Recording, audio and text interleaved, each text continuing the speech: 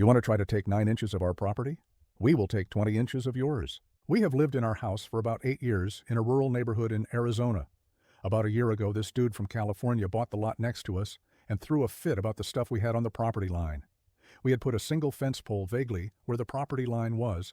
We hadn't had any sort of land survey done. It was supposed to just be a temporary marker that became a permanent marker.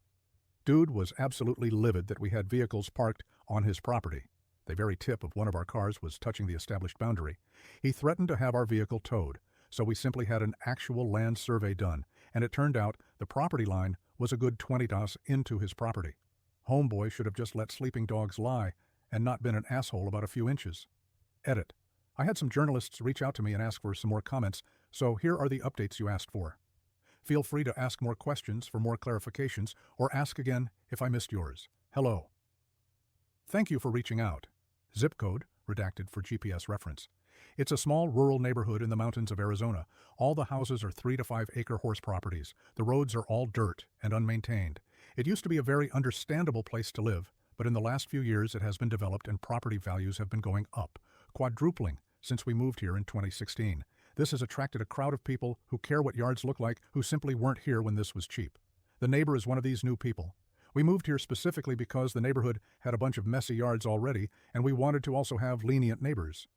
We lived in harmony with our neighbor's junky yards for years. The neighbor introduced himself by calling the county on a bunch of us anonymously. We knew he called on us because he was bragging about calling the county on several other of the neighbors for their messy yard, so whether he intentionally included us in the report or not, he brought the inspectors to the neighborhood. He came on our property by at least 40 inches before there was a fence, to closely examine our piles of scrap metal. We caught this on camera and confronted him in text. It turned out he was very angry that he had purchased land next to a pseudo-scrapyard. We had several cars in various stages of disassembly and piles of materials. Keep in mind, this is the country. This is normal out here. We're on 5-acre lots. Another detail that I missed in my original post, he isn't even living on this lot. He bought a lot with a very small cabin 3 houses down, along with the lot next to us, with the intention of turning it into an income property. After we confronted him in text, he confronted us in person in our front yard, leaning against our no trespassing sign and screaming obscenities at us. 3. We haven't seen him. Since we saw him on our security camera observing the survey markers, dismayed. It's entirely possible that we entirely chased him out of the neighborhood.